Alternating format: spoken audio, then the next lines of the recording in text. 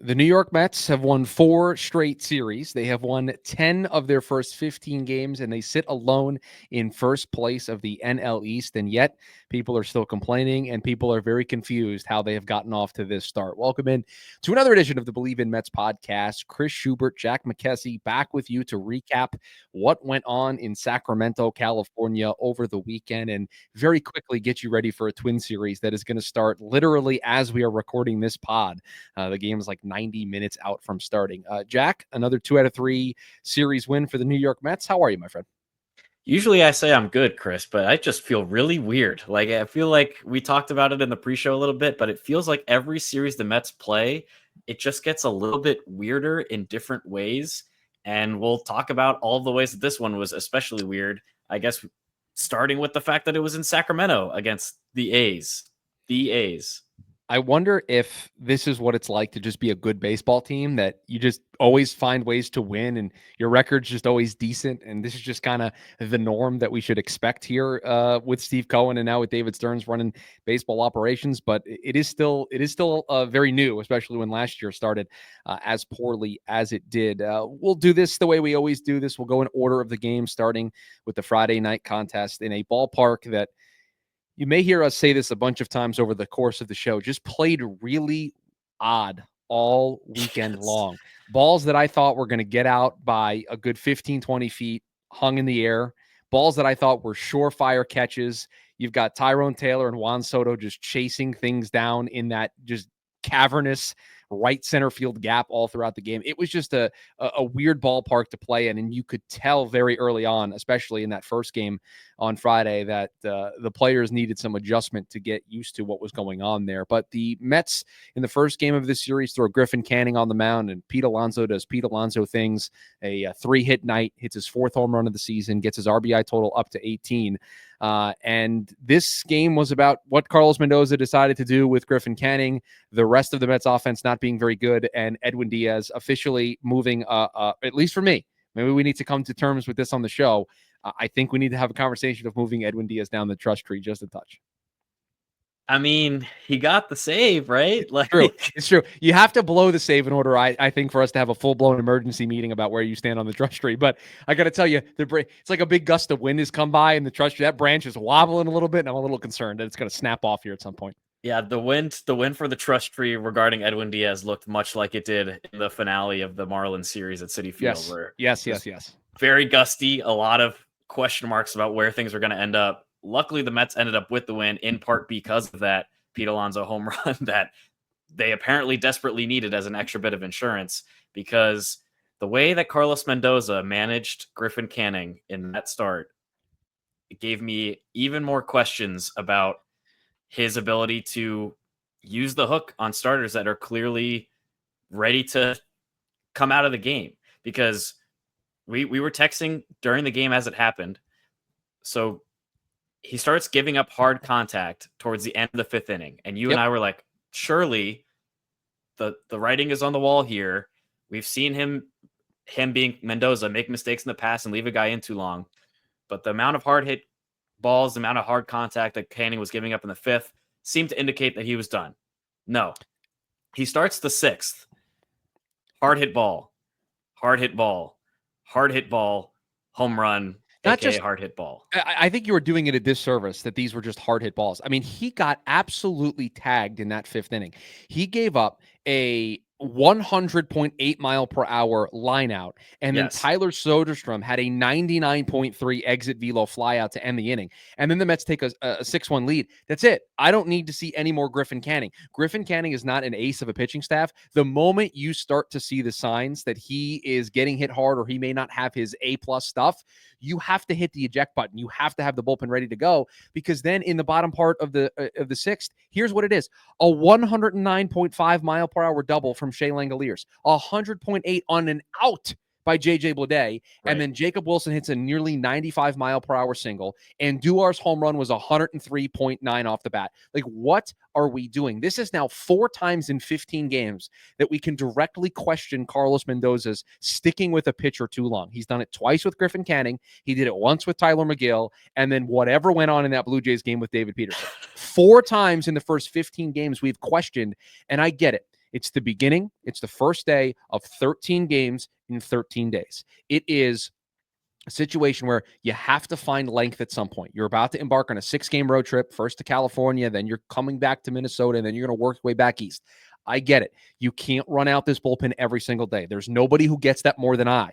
But you need to pick your spots. And by the way, look at how poorly it aged with both performances you got the next 2 days from Peterson and Senga. Canning's not the guy to do that. Like, you had two guys over the weekend that are quintessential examples of these guys can give you length. You got 6 innings of 2-run ball from Peterson the next day, and Senga gave you 7 shutout innings. And if you weren't taking it easy with him in the early part of the season, very easily could have gone back out there for the 8th. So why was Griffin Canning, the first game of this 13-game stretch, the spot you looked to try to steal outs? And he said it after the game that he was trying to steal outs. I don't understand why you do that, especially when you're playing a team like Oakland. You have a 6-1 lead. Use your multi-inning 5-run lead. Use your multi-inning relievers. Not did I do it? All right, $1 in the jar. Not Oakland. I'll put $1 in the jar. You have a 5-run lead. You have 3 multi-inning relievers who had the day off the day prior. If you use one of those guys and they give you 2 innings, if they give you the 6th and the 7th, you now just need to get 6 outs from somebody. And oh, by the way, because you tried to steal outs, you had to go to your A+ relievers anyway. So it backfired, and then you had to use the guys you tried not to use in the first place. So it was so mismanaged. And truthfully, it's the only thing he's done wrong through these first 15 games. I mean, putting Luis Torrens in the 6th spot on Sunday, and we'll get to that when we get to Sunday's game, was the right decision. He had a huge day for the team. So he knows how to push the right buttons. The going with Winker the other night, instead of going to Taylor off the bench, he knows how to push these buttons throughout the course of the season. Just when it comes to his starting pitchers, he just waits way too long to use the hook. Way too long. It's so confounding, especially so when you think about what the team looked like, especially as far as the rotation goes going into the season. Canning was the last man in on the rotation because of all the injuries to Montas, to Manaya. Griffin Canning, even though the order was weird to start the year because they were playing the Astros with the heavy right-handed hitting lineup, Griffin Canning is, for all intents and purposes, the 5 starter. And you have David Peterson, who was one of your best starters last year in terms of inning eating and a low ERA. And then Kodai Senga, who you think is going to have a bounce back at some point, and he did. We'll get to that. Coming up in the next couple of days, why are you so worried about stealing outs early in a series against a team that, frankly, is not great? Like, I just don't understand doing it when there's clear signs. The ball is getting smoked all over the ballpark off Canning an inning before, and you still leave him in 4 batters too long. Right. I don't need exit velos to tell me what my eyeballs were telling me. They were figuring him out there in that 6th inning. And also, if you're going to do this gambit where you try to steal outs, and again, I get it. It makes sense why you want to do this. But if you're going to roll the dice and maybe try to stretch a starter a little bit too long, you do it with Kodai Senga or David Peterson. You don't do it with Griffin Canning. Like, it's just so obvious. Now, I know we got on Mendoza earlier when we recapped the Blue Jay series for what he did with David Peterson, but that's an argument for he was hurt. Something was wrong. Like, you don't push it when somebody is vertigo, nauseous, potentially going to throw up on the mound and can't find the batter's box. That's different. If you want to try to steal outs, if your team, blows the doors open on a game and now you don't want to use your bullpen, that's fine. You do that with David Peterson. You do that with Kodai Senga. You don't do it with 5-starter Griffin Canning. You just don't. And they got lucky. They got lucky that Edwin Diaz didn't blow it. They got lucky that Pete Alonso hit that home run. They got lucky that they were able to hold on in this first game. And guess what? I know we were talking about the wind blowing the branch of the trust tree for Edwin Diaz. If you don't go to Griffin Canning there in the 6th inning, maybe Edwin Diaz is never put into that spot because the game is 6-1 at that point. So you had to force Edwin Diaz into a game that he probably didn't need to get into. The second game of this series, David Peterson was on the mound against former Met prospect JT Ginn. And the story of this game is the inconsistency of the Mets offense. And through 8 innings, they weren't able to do a whole lot. And I'm sorry, but when you have Mason Miller in your bullpen, you need to have a lead after the 8th inning if you're the Mets, or else you're not touching 103. It's just not happening. And I wrote these down. This is inning by inning, the situations that the Mets had. Okay, this is what the Mets either didn't have opportunity-wise or what they squandered opportunity-wise in that game. They got the leadoff man on because of an error in the first, nothing. A 1-out single from Vientos in the second, nothing. Lindor and Soto draw back-to-back walks with 1 out in the third. They don't score. The fourth, you get a 2-out hit from Brett Beatty. In the fifth, you get the dream spot. 9-hitter Hayden Senger gets a single to turn things over for the top of the lineup. Nothing. In the 6th, you get Brandon Nimmo's home run. That's your only run of the game. In the 7th, you do absolutely nothing. And then in the 8th, a leadoff walk from Soto, and you turn it into absolutely nothing. I mean, there's not a lot of grade A opportunities in that ledger I just gave to you, but even the small opportunities they did have, they did absolutely nothing with them. Yeah, I mean, the story of the season so far for most of the losses is just look at the RISP and how the Mets hit with runners in scoring position or with runners on even. This game, they went 0 for 5. They left 8 men on. Brandon Nimmo's home run was a solo. I mean, it's good to see that his power is coming through again this year. He had back-to-back days with a homer in the first game of the series and then the second game. But, like, that's not going to cut it with a lineup that is supposed to be potent with Lindor and Soto and Alonso at the top of the batting order. They just need to be getting 0 for more. 9.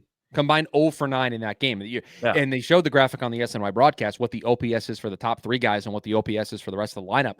They just right now are not getting enough. Now, in Sunday's game, they did get that production from the bottom part of the lineup. But overall, the story of the season is if it's not Alonso, if it's not Lindor, if it's not Soto carrying the weight of the offense, the Mets do not score and the Mets do not win. It's that simple.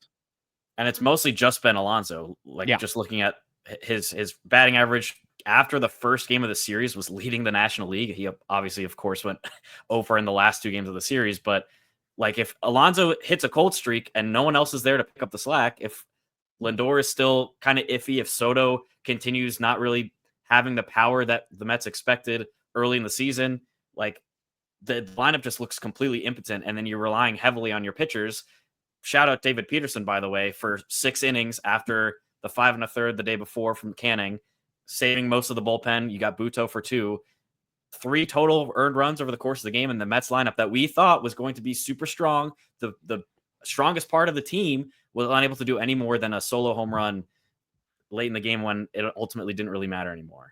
By the way, I just want to add salt to the wound. The Mets allowed 15 hard hit balls in the first game of this series. 12 of them were by Griffin Canning. So another reason why he should not have been in that. My eyeballs told me. Right. I didn't know that. Yeah. But my eyes and my ears, I could tell. Like the sound of those balls off the bat, I was like, oh my God, like any of these could be in the gap for a double easily. Yeah, I was listening to what you were saying, but I just needed to go look this up because it was just bothering me. And so I went and did the math. The third game of this series was the game that allowed the Mets to make the claim that they are the only team in baseball that have not lost back-to-back games yet this season in baseball. They have won 4 straight series. It is the game that also allowed them to say, hey, we are in first place of the National League East by themselves, because in the finale of this series, they defeated the A's 8-0. It was a slow burn early. I thought they were going to waste. It was so DeGrom-esque.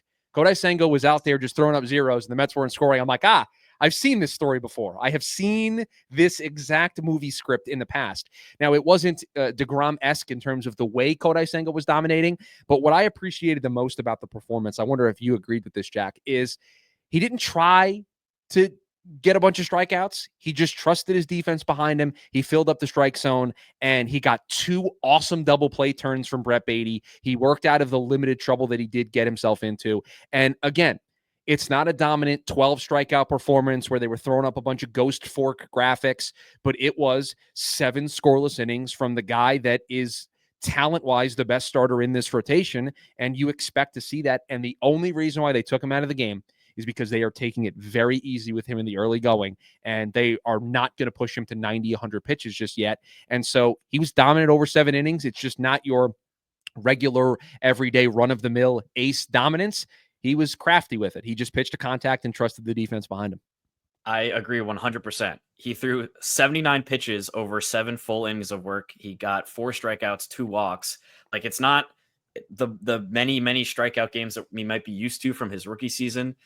I feel like part of that has to do with he's not getting a lot of biting on his ghost fork. And I think that has something to do with the fact that some of his primary pitches, like his fastball and his slider command, haven't been perfect early on. And so it's been harder to get guys to swing and miss. But when he's able to get the ball low in the strike zone and get guys to roll over and get those awesome double plays from Brett Beatty. By the way, I was very interested in seeing the lineup going into this game with Vientos playing DH, Beatty playing third, and Acuna playing second. It was a very interesting permutation of the lineup that we hadn't seen yet this year, and I wonder how much that is going to carry over. But to have Senga, after Peterson goes 6 full innings, and to have Senga go 7 on less than 80 pitches, like, it's a very good start to a 13-game stretch or a 13-day stretch where you're playing baseball every day, where you get to save the bullpen. You get Buto throwing a couple of innings. You get Kranick with nice appearance in the 9th, and Minter as well in the 3rd game of the series. Like, as bad as the first game was in terms of management, in terms of where the bullpen had to be used, the second 2 games looked great from the starting pitching perspective. And then obviously the bullpen continues to come through. Yeah, it's really hard to manage your way out of a bullpen crisis during a stretch like this if it starts poorly. But this first 3-game series, despite the issues that we had with the first game, overall, I think the Mets came out of this with arms relatively fresh so that they can do whatever they want here during this 3-game set with Minnesota. You mentioned the lineup, and I did want to talk about it. This very much felt like Carlos Mendoza trying to spark his offense. Like, okay, I'm not going to put Jesse Winker in at the DH today. I'm not going to use Starling Marte as my DH today. Acuna, Beatty, both of you guys are getting a chance. Luis Torrens, I don't really have 6 good hitters right now. You're getting a chance in the 6th spot until this offense turns around. And Luis Torrens backed up his manager with a 3-hit day. He's the guy that got the scoring started in the 6th inning. And look, not a sentence I thought I would utter, but Luis Torrens has been one of the better offensive hitters for the New York Mets so far in the early part of the season. If not for the injury, he might be right behind Pete Alonso in some ways. Like, in terms of the production, he has been that good so far in the early part. For a second straight episode here, Chris, I have to put my hand up because one episode ago I said Hayden Sanger's been pretty good. I don't know if Luis Torrens has a spot once Francisco Alvarez comes back. We're going to have to see what that backup catcher battle looks like. He heard me and went 3 for 3 off Luis Severino, had a 3-hit day, got the scoring started like you mentioned. Like, there's a clear spot for him in this lineup and in the clubhouse. So I'm still fascinated at what the backup catcher position is going to look like, but Torrens made a case for himself. And then to see Beatty back out at 3rd base, and you could tell, man, how comfortable he was being back in his natural position. Like, those 2 double play turns that we've already mentioned a couple times, like, it's a thing of beauty, and it seemed to kind of translate at the plate a little bit towards the end of the game. Yeah. He had his first triple of the year. His first career triple, his first RBI of the season in the 7th. Again, I'm not going to cherry pick the fact that it came in a blowout when the game was already in hand. I'll take the good hits for Brett Beatty. I'll take a Mark Vientos RBI double where I can get them at this stage of the season. I'll take a balk that we probably shouldn't have gotten to score a run. I'll take it anywhere you can get me runs right now. I will take it for this team, because if it wasn't for Luis Torrens in that 6th inning, up until that point, the Mets were 4 for 51 this season with runners in scoring position and 2 outs. They were not cashing in on those opportunities. Luis Torrens gets them on the board, because if not, we were going to talk about how the game starts with Lindor and Soto both getting on base. Pete draws an 11-pitch at bat, but hits into a double play. And then After Nimmo a failed double play from Soto. Right. And then Nimmo grounds out to end the inning, and you squander an opportunity right away on Luis Severino, and then you go cold for the rest of the game up until the 6th inning. That was going to be the storyline. But Luis Torrens, 6-hitter Luis Torrens, I have in all caps in my notes, 6-hitter Luis Torrens gets the Mets on the board. And then Lindor brings the insurance. And again, that was a really key inning there for Senga after the Mets handed him a 1-0 lead to not allow any trouble. And the Mets have won 4 straight series. The Mets are alone in first place atop the NL East. And the Mets will continue on with a series with the Minnesota Twins, who they're catching at a really good time. This Twins team is not very good. 5-11 on the season, going completely backwards. We're going to see, after seeing old friend Luis Severino this series, it'll be old friend Harrison Bader for us to see in this Twin series. And it is Clay Holmes on the mound tonight against Joe Ryan in the opener of this series. If you give me 1 second, because that was the only pitching matchup I remembered off the top of my head. It is Tyler McGill against Bailey Ober. This is really tough for me. Bailey Ober is my fantasy starter, so I don't know what to do with that game in the second game of this series. And then it is Griffin Canning against David Festa in the finale of this series. So the Mets will play games 4, 5, and 6 of this 13 games in 13-day stretch. And let's face it, Jack, this team's on the road right now. I get it, but Minnesota's not very good, and the Mets have taken care of business against not very good teams. So I think the fair expectation is this should be another 2 out of 3. It should be 5 series in a row, and they should just keep on winning 2 out of 3 until further notice. I feel the same way. I mean, the thing about the Twins right now is their pitching is okay. Like, their ERA's in the 3.5 range, I believe, as a staff, but the hitters are just outside of Ty France, who I think was just actually named the NL Hitter of the Week. is completely dormant. Like, and you got names on there: Byron Buxton, Carlos Correa, ex quasi Met, Harrison Bader. Like, Okay. and All right. You want to they're play a just game? You want to play a game? Let's play a they're just little all game. cold right now. Yeah, let's Here play a game. here are the averages for the Twins. Everybody who's appeared in a game for the Twins. By the way, their average as a team is 208 for the season. Brooks Lee, who's played in one game and made 3 at-bats, leads the way with a 333 average.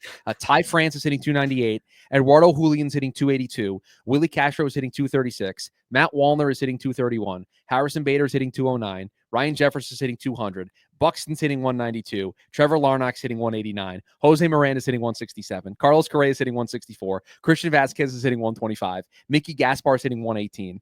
And then they have Deshaun Kiersey Jr., who's played in 10 games but only has 7 at-bats. He doesn't have a hit yet on the season. So this offense stinks right now. I mean, stinks. Coming off of the excellent Peterson depth, the excellent Senga depth, you hope that a guy like Clay Holmes will be able to build on his excellent 5 1/3 outing last time. You hope that Tyler McGill will be able to give you some extra depth, and you hope that Griffin Canning might be able to figure out that third time through the batting order and get some depth there as well. So you continue to preserve this bullpen as they move towards around the halfway point of this 13-day stretch of playing every single day. Yeah, you avoid Pablo Lopez in this series, who's their best starter by far. Joe Ryan is their number 2, so you are going to face him. And Festo was good in his first start of the season for them, going 4 2/3, not allowing a run. But this seems to be, if there's going to be a not just a breakout game, but a breakout series where there's a lot of crooked numbers on back-to-back days, this feels like the series that it'll be for the New York Mets. And so you hope that Clay Holmes can build off of his good start the last time out. You hope that McGill can continue what we've seen from him. We know what he does in March and April. We'd like to see that continue. And then Griffin Canning, hopefully this time around, Carlos Mendoza does not try to steal outs with Griffin Canning. That is my hope for this series. That is my hope. Yeah. Yeah. Also, it looks like we are getting ever so close to a Francisco Alvarez return and ever so close to a Jeff McNeil return. So some roster decisions coming up for the New York Mets right around the corner. Speaking of injury news, MRI for Sean Manaea showed no extra damage. The Mets are not pushing it, though. They're just going to continue to have him play, catch, and throw where he's throwing right now, and they're going to wait a little extra time before progressing. But no setback for Sean Manaea, still full steam ahead after he had that setback a couple of weeks ago. So still looking for probably around Memorial Day would be my guess, maybe beginning of June for Sean Manaea to return to this Mets rotation. That, let's face it, they've done their job through these first couple of turns through. It's the offense that needs to break out. And I'll tell you, it is a good thing. It's a good problem to have when you're looking up at a team that's 10-5 in the standings, first place in the NL East, and they haven't even come close to scratching the surface, of what they can be offensively. So this feels like the stars aligning for the series for the Mets where they break out. I'm hoping that that's the case, but we'll be here when it's all said and done to break it all down for you on the Bleav in Mets podcast. In the meantime, please rate, review, subscribe wherever you get your podcasts. If you're enjoying the video version of the show over on Jack McKessie's YouTube channel, MCKESSY, subscribe over there. Turn on the notification bell so you're notified when a new episode drops. 51 episodes of this pod in the book. Time flies when you're having fun. I mean, we've had a blast doing the show, and I think we're going to continue to have a blast this season with this team. But we're back after this Twin series to break it all down for you here on the pod. Everybody have a good one. And as always, let's go Mets. Let's go Mets.